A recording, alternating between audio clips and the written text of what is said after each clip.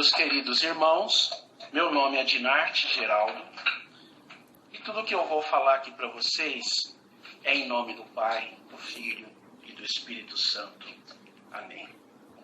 Vou convidar vocês a abrirem a Bíblia, Evangelho de São Mateus, capítulo 12, versículo de 38 a 42. Vou fazer essa leitura da palavra hoje com a comunidade. Vou repetir, Evangelho de São Mateus, capítulo 12, versículo 38 até o 42. O título da nossa pregação é O Sinal de Jonas. Amém? Amém.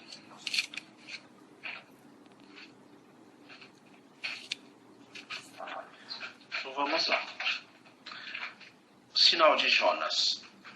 Nisso, alguns escribas e fariseus tomaram a palavra dizendo: Mestre, queremos ver um sinal feito por ti. Ele replicou: Uma geração má e adúltera busca um sinal, mas nenhum sinal lhe será dado, exceto o sinal do profeta Jonas. Pois, como Jonas esteve no ventre do monstro marinho 3 dias e 3 noites, assim ficará o Filho do Homem 3 dias e 3 noites no seio da terra. Os habitantes de Nínive se levantarão no julgamento, juntamente com esta geração, e a condenarão, porque eles se converteram pela pregação de Jonas. Mas aqui está algo mais do que Jonas. A rainha do sul se levantará no julgamento, juntamente com esta geração, e a condenará, porque veio dos confins da terra para ouvir a sabedoria de Salomão. Mas aqui está algo mais do que Salomão. Palavra da nossa salvação. Glória a vós. Glória a vós, Senhor. Muito bem.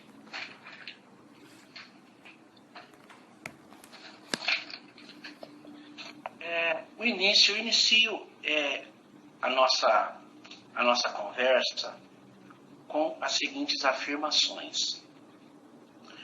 O título a Jesus de profeta, as multidões lhe deu sem hesitação. Isso nós encontramos em João 4,19. Jesus afirma: uma geração má e adúltera busca um sinal, mas nenhum sinal lhe será dado, exceto o sinal de Jonas.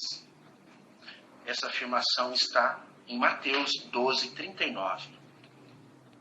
A seguinte: no tempo de Jesus surgirão falsos profetas, enganarão a muitos. E uma última afirmação: estamos em alto mar. Eu vou colocar aqui também algumas questões para a gente poder continuar. De acordo com a leitura, quem são os fariseus, os saduceus e os escribas? Por que os discípulos de João jejuavam e os seus discípulos não jejuam? O que é necessário para separar no mundo aquele que nós amamos? Ou seja, deixa eu melhorar essa pergunta. Que aquele que nós amamos, façam parte dessa nossa caminhada, do nosso cotidiano religioso. E uma última pergunta que eu quero deixar: será que se lançar em alto mar, o Senhor também enviará um grande peixe para conduzi-lo até a praia?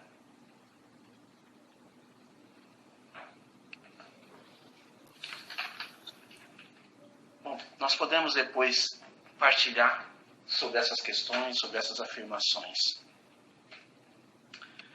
O evangelista São Mateus, ele inicia destacando a seguinte provocação de um fariseu a Jesus: Mestre, queremos ver um sinal feito por ti. E nós confirmamos, em João 6,30, mais um questionamento de um fariseu: que sinais realizas para que vejamos e creiamos em ti? Que obras fazes? Este questionamento acontece mesmo Jesus tendo realizado vários milagres entre eles, né? Ali a gente pode lembrar da multiplicação dos pães. Mesmo assim, existe o questionamento.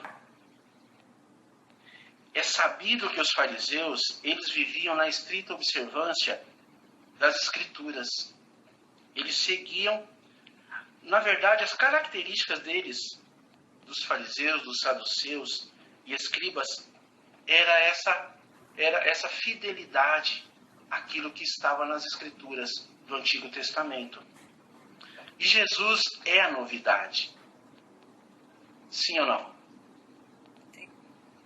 É o novo chegando. Nós confirmamos isso lá em Lucas 11:32. O evangelista São Lucas, ele nos fala: aqui está algo mais que Jonas, mais que Salomão. Então, esse Jesus que chega, ele chega trazendo a novidade. E para uma maneira de conseguir conduzir, ele encontra muita dificuldade. Mas Jesus, ele segue em frente. Os fariseus, os saduceus, né, que nós podemos nos perguntar. Aliás, até deixei uma pergunta, né? Quem são esses fariseus? No dia de hoje, naquele tempo. Daqui a pouco eu vou falar um pouquinho para vocês, né, daquilo que está no livro de Jonas. Falar um pouquinho de Jonas, né, para a gente voltar na leitura de hoje e poder entender a proposta. Jesus cita também na nossa palavra de hoje Salomão. Quem é Salomão? Salomão, o filho de Davi, que esteve entre nós, ele esteve por aqui por volta do século 8, antes de Jesus, e Jesus faz uma citação. Na verdade, ele reinou, e o Salomão teve um reino próspero, cheio de glória, por volta do século 8 antes de Cristo. Mas nós vamos chegar lá. Nós vamos chegar. Jesus de Nazaré, ele funda o cristianismo, e ali existe essa forte,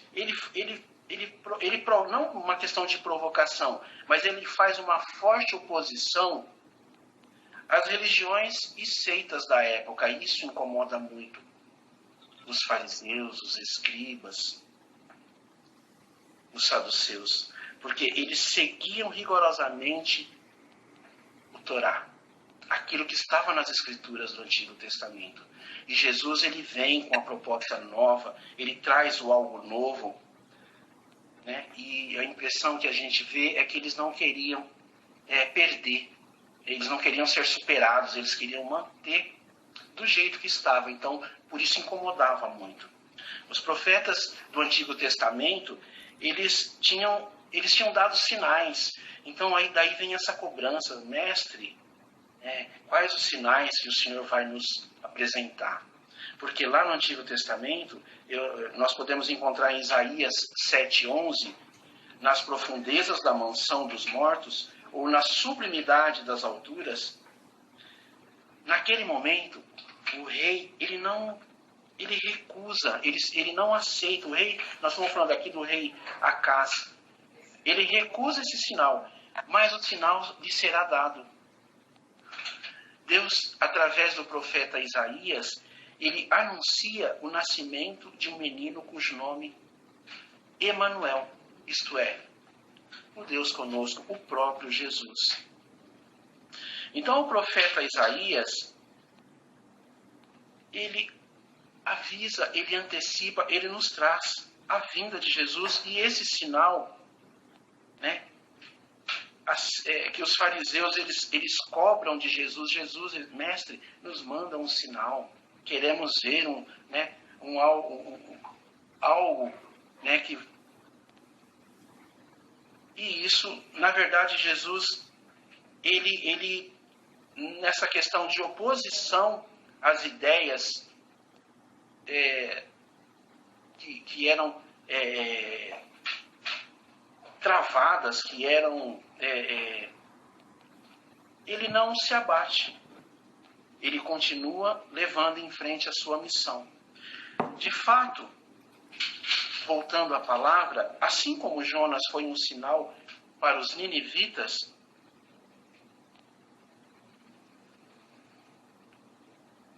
e Jesus, em Mateus 12:39, ele afirma: uma geração má e adúltera busca um sinal, mas nenhum sinal lhe será dado, exceto o sinal do profeta Jonas. Jesus incomodava demais. Ele não era obediente àquilo que estava errado. Ele não concordava com o que estava errado. Ele batia de frente, ele contestava. Jesus, ele irritava aqueles que se achavam sabidos, com a maneira de falar de Deus, com a maneira de conduzir a palavra de Deus para eles. Na verdade, quando eles,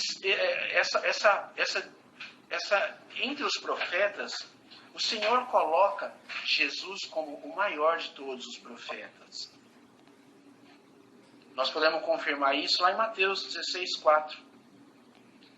E Jesus, conduzindo a sua missão, ele, na maioria das vezes, ele deixava o povo falando sozinho. Porque ele não era entendido, não que não fosse entendido, mas ele não era aceito, né? Ele buscava levar a palavra de Deus e não era aceito. E na maioria das vezes ele largava os fariseus nas reuniões, aqueles que se achavam os sabidos, né, da época, e largava o povo falando sozinho e seguia a sua missão. Na verdade, quando a gente vai falando... Agora há pouco eu deixei uma pergunta, né? E ouvindo o evangelho do final de semana, fala pra gente, João Batista, né? Ele está lá conversando com os seus seguidores, e aí ele é questionado, né? Os seguidores falam: mas profeta João Batista, olha, os profetas de Jesus, os seguidores de Jesus, eles não jejuam. E nós jejuamos.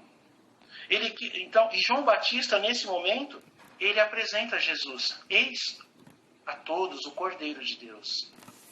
Então, esse Jesus que era questionado, que era muitas vezes não era ouvido, né, por aqueles que conheciam a palavra, ele, aos poucos, ele ia colocando no coração de cada um que estava por ali a sua missão. E aí, essas dúvidas que ficavam, por que os profetas, por que os seguidores, os discípulos de Jesus não jejuavam? Aí na palavra também vem a resposta, porque ali já estava o Cordeiro de Deus. E por que os profetas, os seguidores de João Batista, aqueles que seguiam João Batista, ainda jejuavam? Porque eles ainda tinham essa necessidade, né, faltava o algo mais para eles, né? Mas eu gostaria de colocar aqui um contraponto para que a gente pudesse entender um pouquinho também da palavra de hoje, quando fala de Jonas. Jonas ficou 3 dias e 3 noites no ventre de um grande peixe. E o Senhor misericordioso determinou a esse peixe que, o levasse, que vomitasse Jonas na areia. E Jesus de Nazaré, ele passou 3 dias e 3 noites no seio da terra. E isso culmina na ressurreição de Jesus. Eu tinha comentado, falar um pouquinho sobre o profeta Jonas. No livro do profeta Jonas, nesse livro a gente aprende, ele nos ensina um pouquinho qual o período que Jonas esteve. Jonas esteve entre nós, esteve aqui por volta do século 8 a.C. E nesse momento Jonas era o profeta. E o Senhor, Javé, dirigiu uma missão a ele. Olha, Jonas, você vai sair aí da sua zona de conforto e você vai até a cidade de Nínive levar uma notícia para aquele povo que está lá. Aquele povo, eles precisam saber que a maldade chegará ao fim. E Jonas, ele percebe que para ele não vai ser bacana esse negócio. Jonas, ele prefere fugir. Ele ouve a palavra do Senhor, mas ele toma outro caminho. Jonas acaba fugindo. Ao invés de ir para Nínive, ele pega um barco e vai para outra cidade. E nesse barco, durante esse período que ele está no barco, acontece ali uma grande tempestade, né? E entre eles ali, eles percebem que algo ruim vai acontecer. E aquelas pessoas que estão no barco, eles começam a se perguntar o que está acontecendo. E dentro do barco eles acabam encontrando o profeta Jonas. Eles olham para Jonas e Jonas, questionado entre eles, o barco vira, não vira, um vulco danado ali, a tempestade está acontecendo, e Jonas diz para eles, olha, eu tinha uma missão para cumprir e eu não quero, estou indo para outro lado.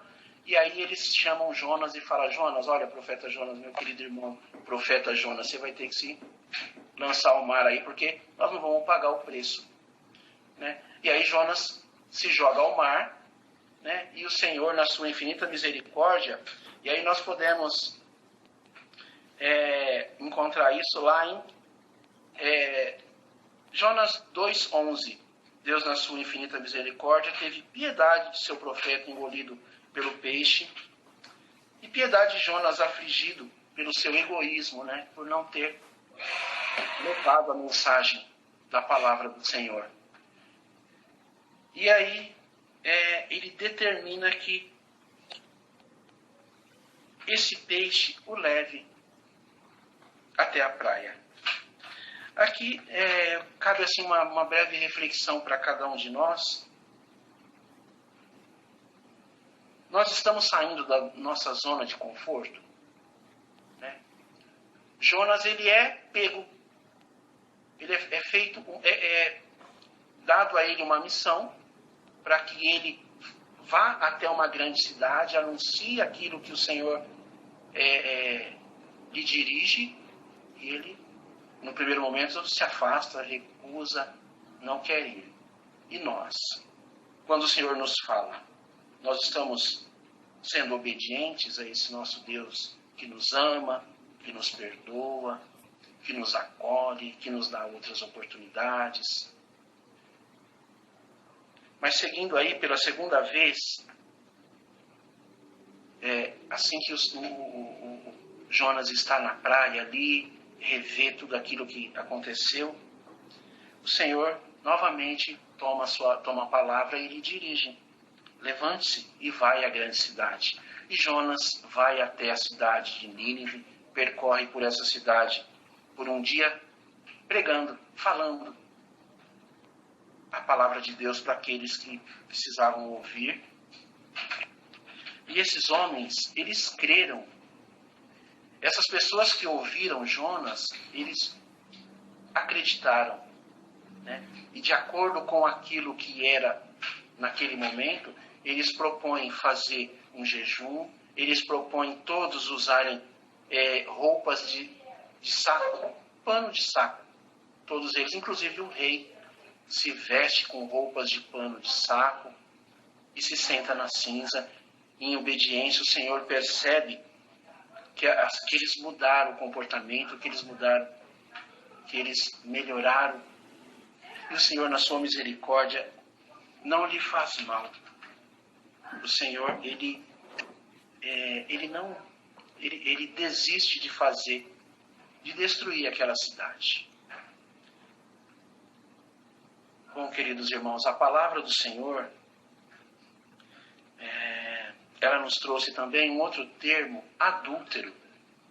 Como que nós podemos entender, como que Jesus coloca pessoas má e adúlteras? Como que nós podemos entender isso no dia de hoje? Porque aquelas pessoas que ouviam a Jesus, eles estavam ali ao lado do Filho de Deus. E eles não aceitavam.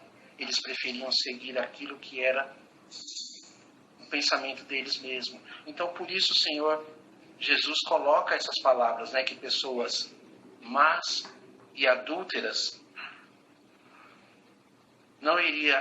ele não iria levar um sinal até eles.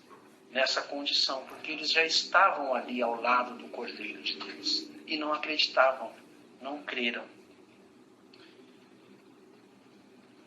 Até porque essas pessoas, naquele momento, elas não louvavam, não adoravam outros deuses, mas não acreditaram em Jesus. E Jesus, ele coloca uma condição, assim, uma breve situação, para que eles entendessem a simplicidade, aquilo que Deus nos convida à simplicidade. Então Jesus, naquele momento, ele responde de uma maneira simples essa questão dos sinais que os fariseus tanto cobram. Jesus coloca assim. Isso no nosso dia a dia, né? Isso no nosso dia a dia a gente até está acostumado a fazer. Que ao anoitecer, dizeis. Até nós falamos isso, né? A gente olha para o céu e fala, não, hoje à noite vai ser bacana, né? O céu está estrelado. Ou vai chover, amanhã de manhã a gente olha com umas nuvens escuras. O Senhor fala para eles assim, olha, nossa, pode ser que aconteça uma tempestade, né, por conta dessas nuvens escuras que está por aí.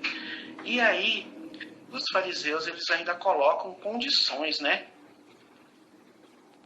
Os aspectos dos céus sabeis interpretar.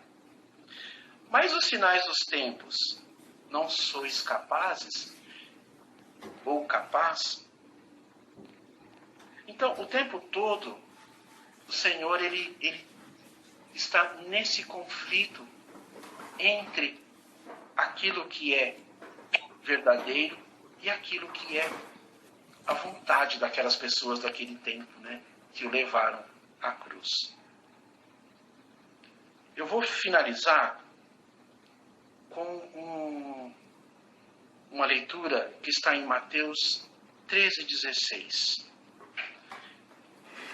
Mas felizes os vossos olhos, porque veem, e os vossos ouvidos, porque ouvem.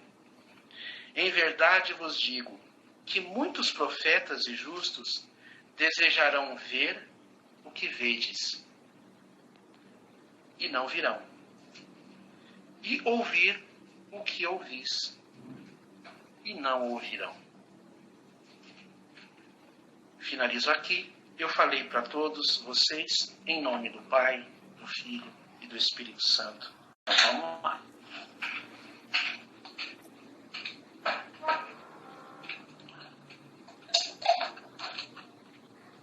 Meus queridos irmãos, meu nome é Dinarte Geraldo, e tudo que eu vou falar aqui para vocês é em nome do Pai, do Filho e do Espírito Santo. Amém.